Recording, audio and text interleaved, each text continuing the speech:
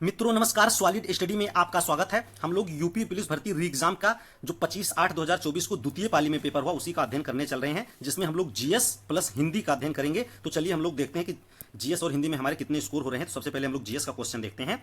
तो हम लोग जीएस शुरू करते हैं। जीएस इसमें 38 नंबर क्वेश्चन से है। तो चलिए जीएस हम लोग सबसे पहला देखते हैं। 38 नंबर में कह रहा है कि श्रीलंका की राष्ट्रीय मुद्रा क्या है। तो श्रीलंका की राष्ट्रीय मुद्रा हम लोग को देखना, ऑप्शन में कह रहा है यूरो। यूरो हम लोग जानते हैं यूरो जोन की मुद्रा है, जो यूरोप के अंतर्गत कई देश इसमें शामिल है। क्यात क्यात हम लोगों ने देखा था म्यांमार की मुद्रा है। रिगित हम लोगों ने देखा था मलेशिया की मुद्रा क्या है, मलेशिया की है। उसके बाद में रूपी क्या है, रूपी जो है श्रीलंकाई रूपी जो है वो श्रीलंका की मुद्रा, ये हम लोग को ध्यान देना है। तो हमारा डी सही हो जाएगा।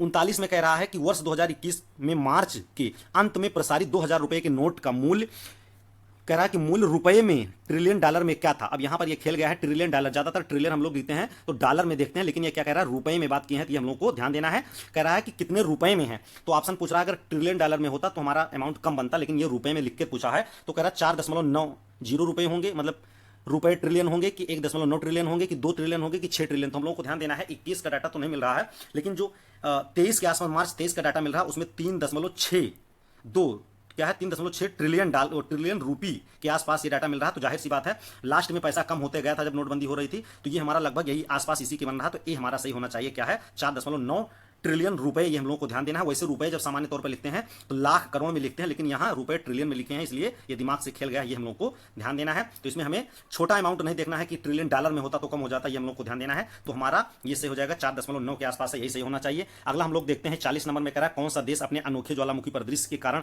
भूतापीय ऊर्जा के व्यापक उपयोग के लिए जाना जाता है। तो इसमें हमारा क्या हो जाएगा आइसलैंड, क्या है आइसलैंड हो जाएगा, ये हम लोग को ध्यान देना है। नेक्स्ट हम लोग देखते हैं क्वेश्चन नंबर 41। क्वेश्चन नंबर 41 में कह रहा है शहरी क्षेत्रों से उपनगरों की ओर पलायन करने वाले आर्थिक रूप से सुरक्षित श्वेत लोगों को क्या कहा जाता है। श्वेत लोगों की बात कर रहा है। तो श्वेत लोगों को क्या कहते हैं, काली उड़ान कहा जाता है कि प्रवासन कहा जाता है कि अप्रवासन कहा जाता है कि श्वेत उड़ान कहा जाता है। हम लोगों को ध्यान देना है। नॉर्मली जब ट्रांसफर होता है तो उसको माइग्रेशन में बोलते हैं, लेकिन ये स्पेशल बता रहा है श्वेत लोगों का, तो यहाँ पर श्वेत उड़ान होना चाहिए, हम लोग को ध्यान देना है। ये प्रेजेंट सम माइंड करके बताना है, वैसे सामान्य तौर पर कहीं बहुत ज्यादा पढ़ने में ये नहीं मिलता है। तो हम लोग नेक्स्ट देखते हैं अगला क्वेश्चन। क्वेश्चन नंबर 42 क्या है। क्वेश्चन नंबर 42 हम लोग का ध्यान देना है। बहुत ऊपर से क्वेश्चन पूछ रहा है कि अफ्रीका में कितने देश मौजूद हैं। अफ्रीका महाद्वीप में कितने देश, हम लोग को पता है अफ्रीका महाद्वीप में 54 देश है। हमारा सी सही हो जाएगा। इसमें एक चीज हम लोग देख रहे हैं कि जो क्वेश्चन पूछ रहे हैं तो बहुत हल्का कहीं पूछ ले रहे हो, नहीं तो फिर बहुत तगड़ा पूछ ले रहे हैं कि वो पता ही नहीं चल रहा है कि कहां से वो पूछ रहे हैं। अगला हम लोग देखते हैं कि 43 नंबर क्वेश्चन कह रहा भारत में ऑपरेशन ग्रीन हंट क्या है। ऑपरेशन ग्रीन हंट क्या है। तो कश्मीर में आतंकवाद विरोधी अभियान है कि नक्सल विरोधी अभियान है कि मादक पदार्थों की तस्करी को रोकने के लिए अभियान है कि एंटी पायरेसी अभियान है। तो हम लोग को ध्यान देना है नक्सल विरोधी अभियान है, ऑप्शन बी सही हो जाएगा, ये हम लोग को ध्यान देना है। नेक्स्ट हम लोग को 44 में देखना है कि WPI क्या है। WPI का पूर्ण रूप क्या है। होल प्राइस इंडेक्स है कि वॉल प्राइस इंडेक्स है कि होल प्रिंट इंडेक्स है कि होलसेल प्राइस इंडेक्स है। तो हम लोग को ध्यान देना है, इसका हो जाएगा होलसेल। WPI का मतलब होता है होलसेल प्राइस इंडेक्स, ये हम लोग को ध्यान देना है। तो हमारा डी सही हो जाएगा। नेक्स्ट हम लोग देखते हैं क्वेश्चन नंबर अगला। क्वेश्चन नंबर 45 में कह रहा है वित्तीय या बैंकिंग प्रणाली को प्रत्येक वर्ष डाट करोड़ आधार मुद्रा के संदर्भ में अतिरिक्त बढ़ावा मिलेगा। कितने करोड़ का बढ़ावा मिलेगा, ये हम लोग को ध्यान देना है। तो इसमें हो जाएगा 1 से 2 लाख करोड़ का अतिरिक्त बढ़ावा मिलेगा, ये हम लोग को ध्यान देना है। ये सब क्वेश्चन कठिनाई के स्तर के बहुत ज्यादा हो गए हैं, पुलिस के लेवल के हिसाब से काफी ऊपर है, ये हम लोग को ध्यान देना है। नेक्स्ट हम लोग देखते हैं क्वेश्चन नंबर अगला। क्वेश्चन नंबर 46 क्या है। क्वेश्चन नंबर 46 में हम लोग को ध्यान देना है कि कह रहा है कि कौन सी अंतरराष्ट्रीय संधि बच्चों के अधिकारों पर केंद्रित है। कौन सी ऐसी संधि है इसमें से जो बच्चों के अधिकार पर केंद्रित है। तो हम लोग को ध्यान देना है क्या है CRC क्या है। CRC convention right of children, ये हम लोग को ध्यान देना है किसके, बच्चों के अधिकार पर केंद्रित है। तो हमारा बी सही हो जाएगा। नेक्स्ट हम लोग को ध्यान देना है, कह रहा है कि कौन सी कंपनी भारतीय गैस एक्सचेंज पर घरेलू गैस का व्यापार करने वाली भारत की पहली कंपनी बन गई है, ये हम लोग को ध्यान देना है। तो कौन सी हो जाएगी ONGC क्या है, हम लोग को ध्यान देना है। Oil and natural gas corporation of India, ये हम लोग को ध्यान देना है। तो ये हमारा हो जाएगा तेल और प्राकृतिक गैस निगम लिमिटेड, ये हम लोग को ध्यान देना है। ये हमारा सी सही हो जाएगा। नेक्स्ट हम लोग देखते हैं सार्क के बारे में पूछ रहा है। सार्क का मतलब क्या है। तो साउथ ऑप्शन में कह रहा है south Asia association for regional cooperation है कि कह रहा है साउथ अफ्रीकन एसोसिएशन है कि साउथ ईस्ट, कह रहा है कि साउथ ईस्ट एशिया एसोसिएशन या रीजनल कोऑपरेशन है या साउथ अमेरिकन मतलब एसोसिएशन फॉर रीजनल कोऑपरेशन है। तो ये हमारा क्या हो जाएगा साउथ एशिया क्या है। सार्क हम लोग को ध्यान देना है, क्या हो जाएगा हमारा south Asia association for regional cooperation, ये हम लोग को ध्यान देना है। सार्क है तो ये हमारा क्या हो जाएगा ऑप्शन ए सही हो जाएगा, ये हम लोग को ध्यान देना है। नेक्स्ट हम लोग देखते हैं अगला 49 नंबर क्वेश्चन क्या है। 49 नंबर में हम लोग को ध्यान देना है, कह रहा है कि 49 नंबर समीक्षकों द्वारा प्रशंसित Netflix OTT series Delhi crime का निर्देशन किसने किया था। ये इस प्रकार के क्वेश्चन नहीं आते थे, जबकि बहुत ज़्यादा हाईलाइट नहीं है, लेकिन अब या तो इसका कोई रिलेशन वाला हो रहा होगा या तो चलाने के लिए। कह रहा है कि निखिल अडवाणी है कि हंसल मेहता हैं,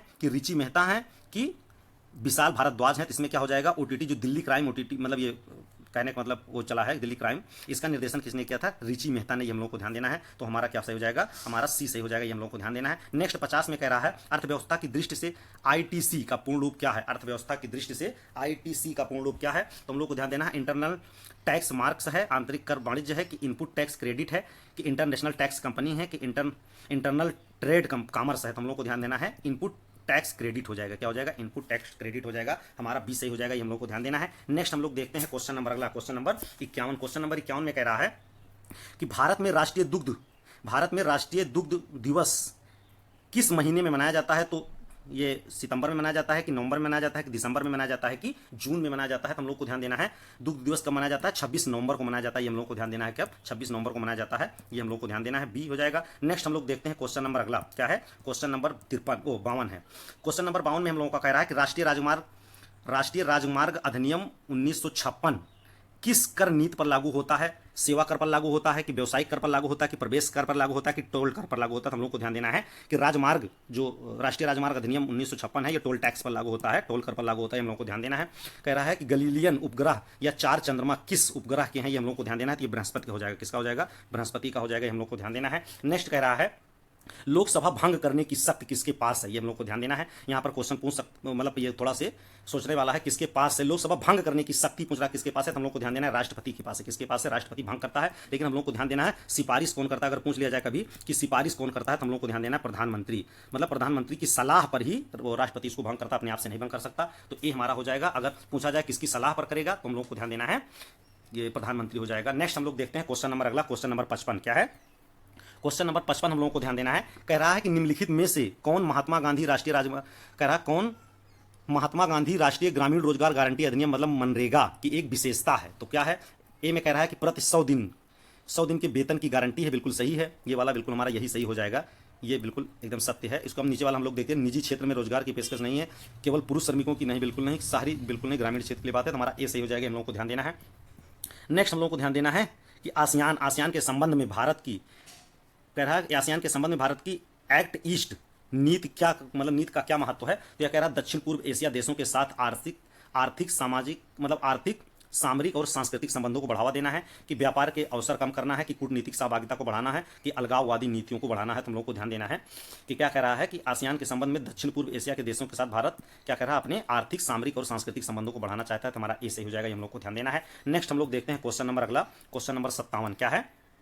क्वेश्चन नंबर 57 में कह रहा है कि हाल ही में किस मिशन को अंतरिक्ष अन्वेषण के लिए 2024 जॉन एल जैक, कह रहा है कि जॉन एल जैक स्वीगर्ट जूनियर पुरस्कार मिला है। किसको मिला है, तो हम लोग को ध्यान देना है चंद्रयान 3 को मिला है। किसको मिला है, चंद्रयान 3 को मिला है। ये हम लोग को ध्यान देना है। मोस्ट इंपॉर्टेंट क्वेश्चन है। किसको मिला है, चंद्रयान 3 को मिला है। ये हम लोग को ध्यान दे रहना है। आगे हम लोग देखते हैं क्वेश्चन नंबर, अगला क्वेश्चन नंबर अगला में कह रहा है कि डीडीओएस का फुल फॉर्म क्या है। डीडीओएस का फुल फॉर्म क्या है, ये हम लोग को ध्यान देना है। तो डीडीओएस का फुल फॉर्म कह रहा है डिस्ट्रीब्यूटेड डेटा ऑफ सर्विस हो जाएगा, कि डायरेक्टर डिनायल ऑफ सर्विस हो जाएगा।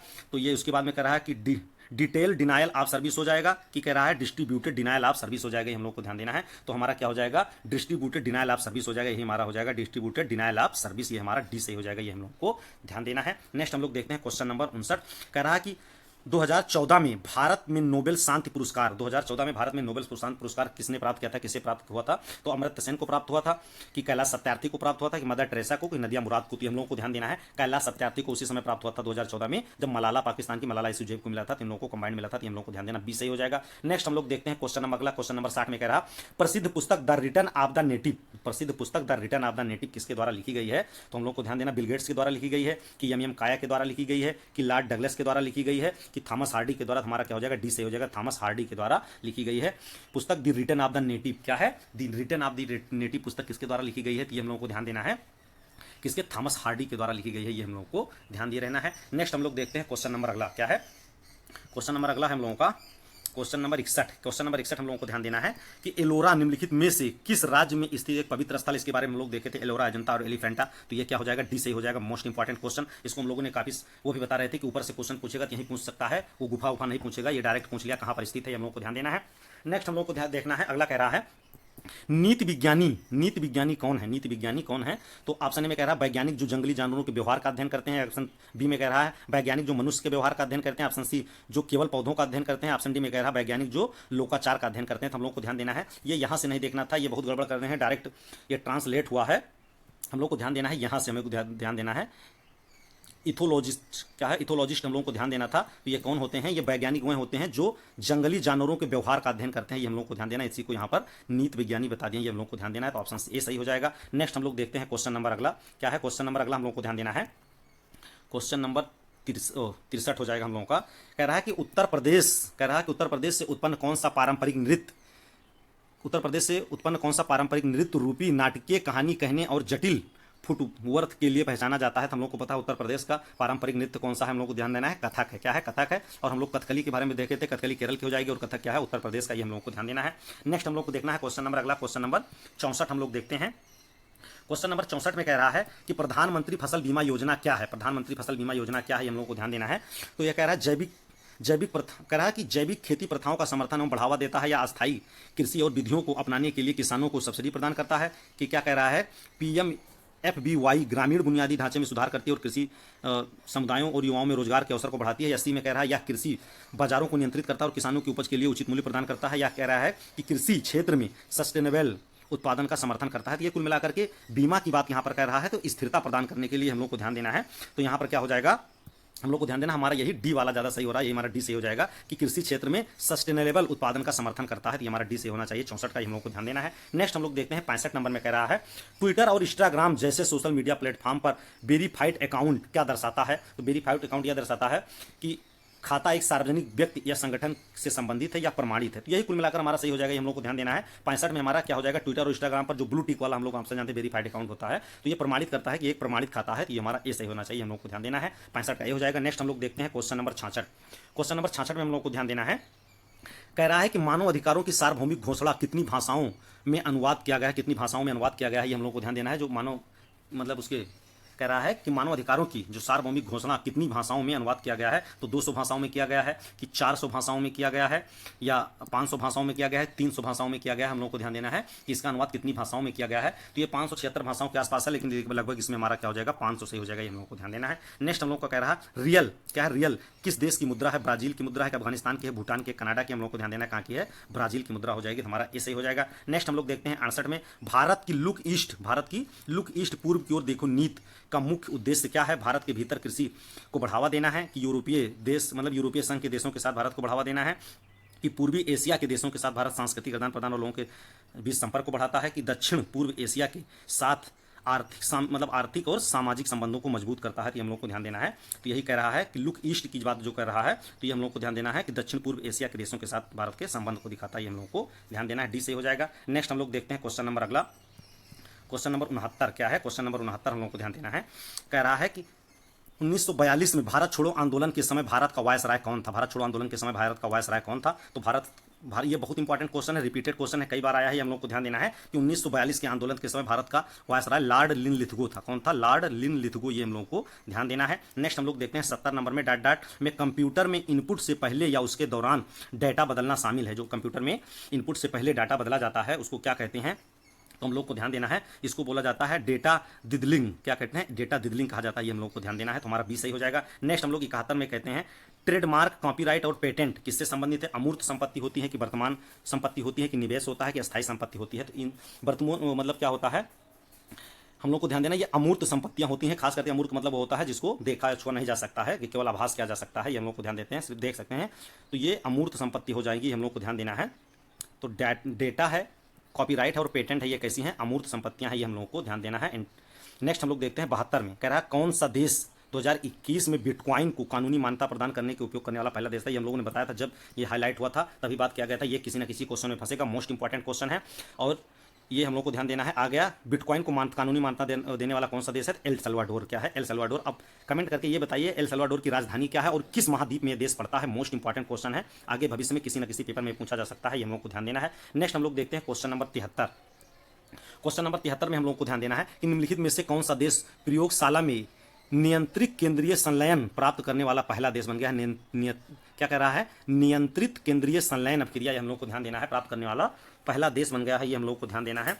क्योंकि हम लोग को पता है दो क्रियाएं खास करके होती हैं, नाभिकीय विखंडन और नाभिकीय संलयन। तो विखंडन वाली तो बहुत है, लेकिन नाभिकीय संलयन के ऊपर कौन कंट्रोल करके वो उसको मतलब कह रहा है उसमें सक्सेस हुआ है। तो हम लोग को ध्यान देना संयुक्त राज्य अमेरिका क्या है? संयुक्त राज्य अमेरिका। इससे इनके पास एनर्जी का बहुत बड़ा स्रोत हो जाएगा, ये बहुत बड़ी टेस्टिंग है। तो ये अमेरिका है, ये हम लोग को ध्यान देना है। नेक्स्ट हम लोग देखते हैं 74 में कह रहा है कि किस देश को धूम्रपान निषेध मतलब किस दिन को धूम्रपान निषेध दिवस के रूप में मनाया जाता है, ये हम लोग को ध्यान देना है। कौन सा ऐसा दिन है जिसको धूम्रपान निषेध के मतलब दिवस के रूप में मनाया जाता है? तो मार्च का दूसरा बुधवार को मनाया जाता है, कि मार्च का पहले मंगलवार को मनाया जाता है, कि मई का पहला दिन मनाया जाता है, कि जनवरी का तीसरा शनिवार को मनाया जाता है, ये हम लोग को ध्यान देना है। तो धूम्रपान निषेध दिवस जो है ये मार्च के दूसरे बुधवार को मनाया जाता है, ये हम लोग को ध्यान देना है। तो हमारा ऑप्शन ए सही हो जाएगा, ये हम लोग को ध्यान देना है। नेक्स्ट हम लोग देखते हैं क्वेश्चन नंबर अगला।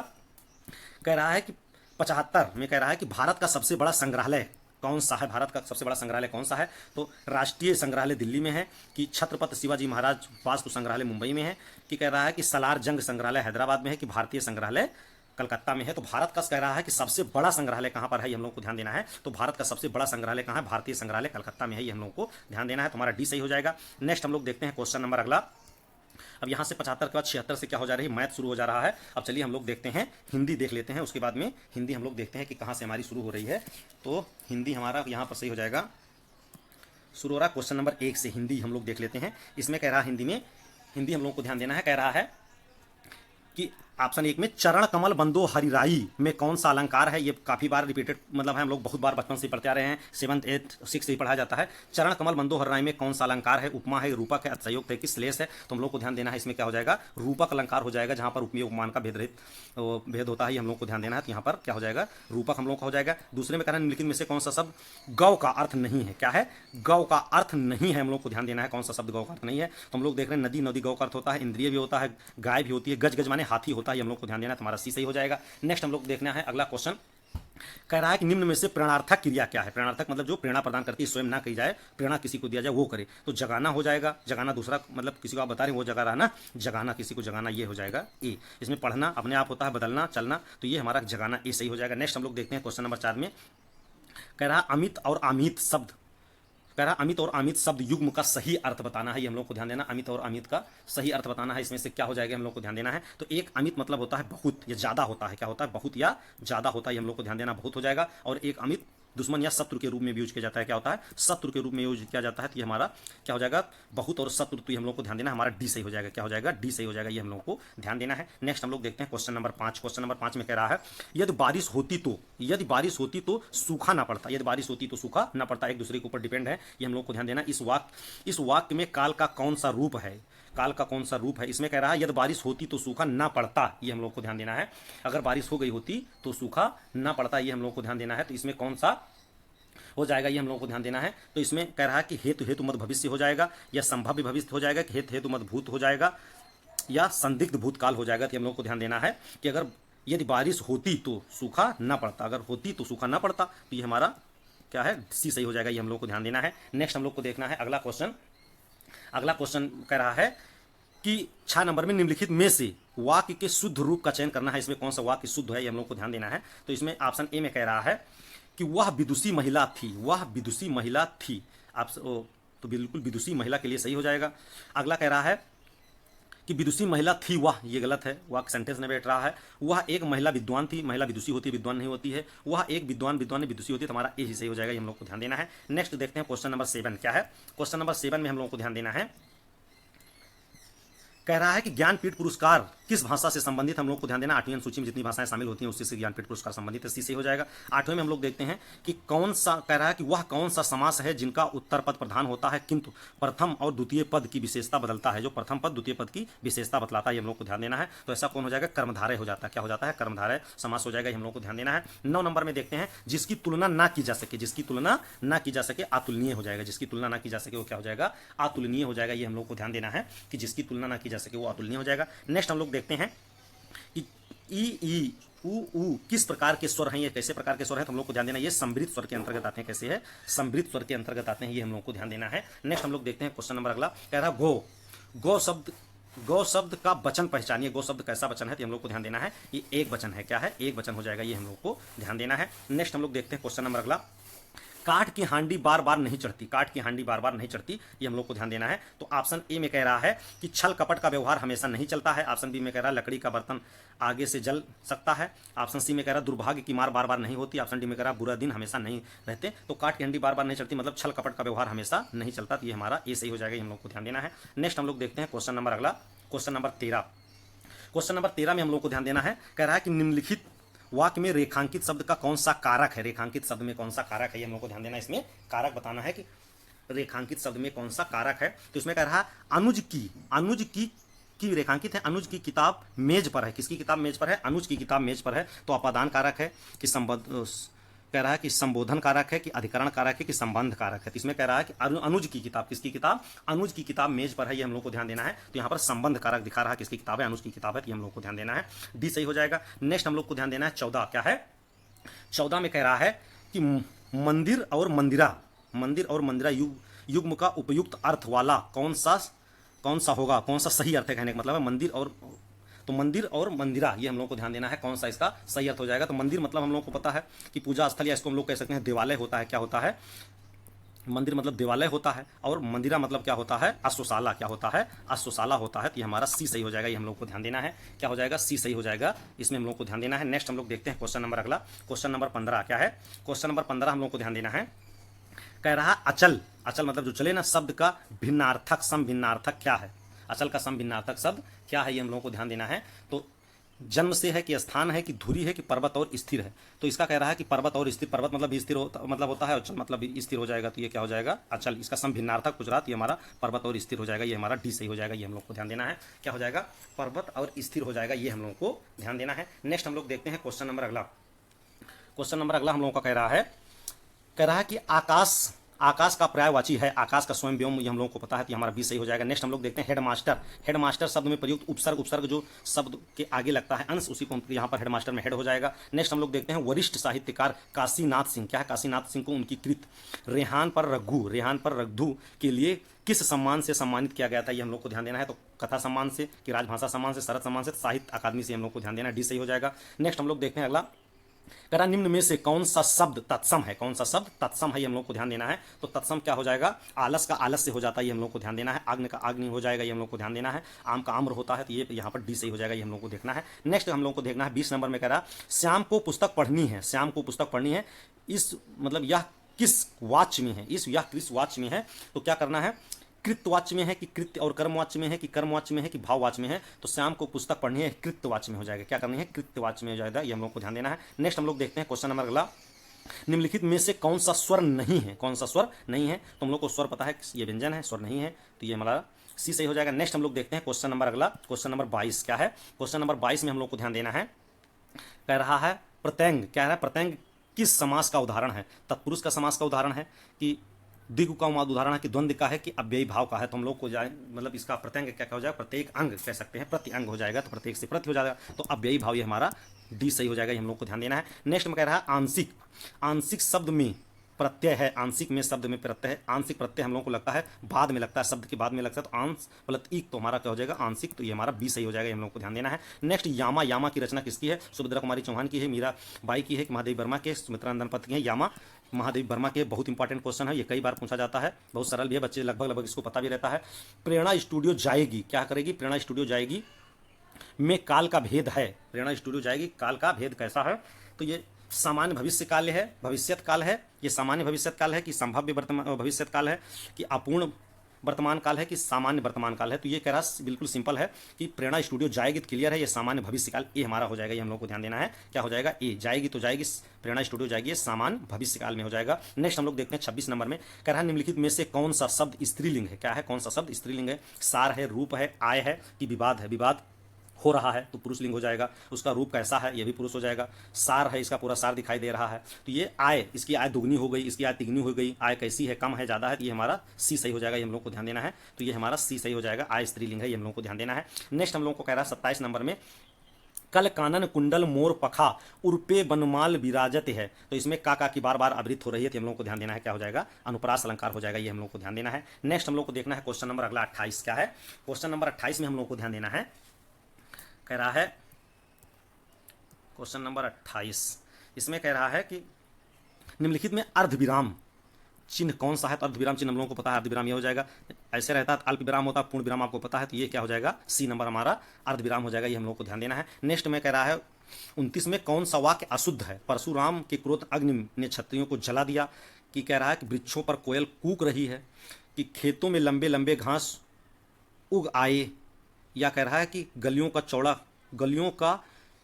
को चौड़ा करना आवश्यक है। तो हम लोग देख लेते हैं, परशुराम की क्रोध अग्नि में क्षत्रियों को जला दिया, क्रोध परशुराम के नहीं, परशुराम की होना चाहिए, ये गलत हो जाएगा। खेतों में लंबे नहीं, लंबी लंबी, ये भी गलत हो जाएगा। वृक्षों पर कोयल कूक नहीं गा रही है।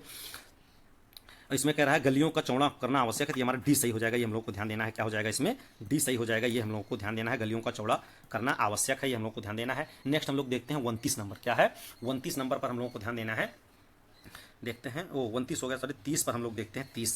30 नंबर में कह रहा है कि कामायनी के रचनाकार है, कामायनी के रचनाकार सुमित्रानंदन पंत जी है, कि महादेवी वर्मा जी हैं, कि सूर्यकांत निराला त्रिपाठी जी हैं, कि जयशंकर प्रसाद जी हैं। तो हम लोग को पता है कामायनी किसकी है, तो ये जयशंकर प्रसाद जी की है, ये हम लोग को ध्यान देना है, बहुत इंपॉर्टेंट है। नेक्स्ट हम लोग देखते हैं क्वेश्चन नंबर अगला, अरे क्या है, अरे तो हम लोग को पता है विस्माद बोधक हो गया, क्या है, विस्माद बोधक हो जाएगा।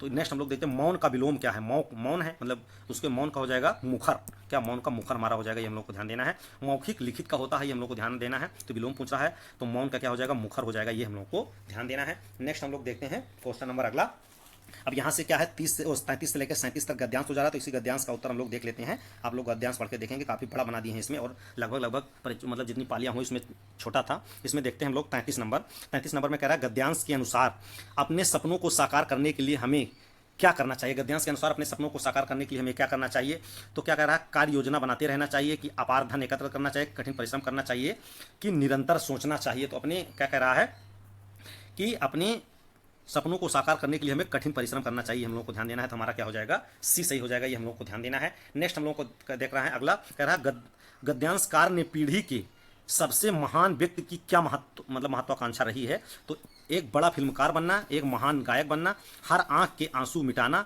या एक महान संगीतकार बनना। तो इसमें हमारा सी सही हो जाएगा। क्या है, इसके अनुसार है कि व्यक्ति की महत्वाकांक्षा है कि हर एक आंख से आंसू को मिटा देना, यह क्या है, इनकी महत्वाकांक्षा है। नेक्स्ट हम लोग देखते हैं 35 नंबर में, भविष्य भारतवासियों के लिए कैसा निरंतर प्रयास करने का है, कि भरपूर आनंद लेने का है, कि संदेहात्मक है, कि आसान है। तो क्या है, निरंतर प्रयास करने का है, ये हम लोग को ध्यान देना है, बहुत इंपॉर्टेंट है। नेक्स्ट हम लोग देखते हैं 36 नंबर में, भारत ने अपनी अंतहीन खोज के दौरान क्या विस्मृत नहीं किया। तो अपनी प्रभुता को नहीं किया, कि अपने अपना ईश्वर को नहीं विस्मृत किया, कि अपने आदर्शों को, कि अपनी संपन्नता को हम लोग को ध्यान देना है, हमारा सी से हो जाएगा। भारत ने अपने आदर्शों को विपरीत समय में भी विस्मृत नहीं किया, ये हम लोग को ध्यान देना है। नेक्स्ट हम लोग देखते हैं क्वेश्चन नंबर अगला, क्वेश्चन नंबर 37 है हम लोगों का। क्वेश्चन नंबर 37 में भारत की सेवा का तात्पर्य क्या नहीं है। गरीबी मिटाना नहीं है, कि अवसर की समानता को मिटाना नहीं है, कि अज्ञात और बीमारी को मिटाना, और उसके बाद में कि अपने नेताओं की सेवा करना। यही हमारा है कि भारत की सेवा का तात्पर्य निम्न में से नहीं है, तो ये अपने नेताओं की सेवा करना नहीं है, और तीनों है, ये हम लोग को ध्यान देना है। इस प्रकार के हमारे ये लगभग 37 क्वेश्चन हिंदी के थे, ये हो गए, और हम लोगों ने प्लस जीएस को कंप्लीट कर लिया है। इस प्रकार से हम लोगों ने ये पूरा जीएस और हिंदी वाला पार्ट कर लिया। मित्रों, इसको आप देखेंगे, निश्चित ही आपको अन्य किसी पेपर में यहाँ से क्वेश्चन मिल सकते हैं। चलिए नेक्स्ट वीडियो में आप लोग फिर मिलेंगे, तब तक के लिए आप लोग अभी भी लगातार पढ़ते रहिए, हम लोग को सुस्त नहीं पड़ना है, नई एनर्जी के साथ लगना है। वैसे हम लोगों की ईश्वर से प्रार्थना है कि जरूर से जरूर आप लोगों का सिलेक्शन इसमें हो जाए। तब तक के लिए जय हिंद, जय भारत।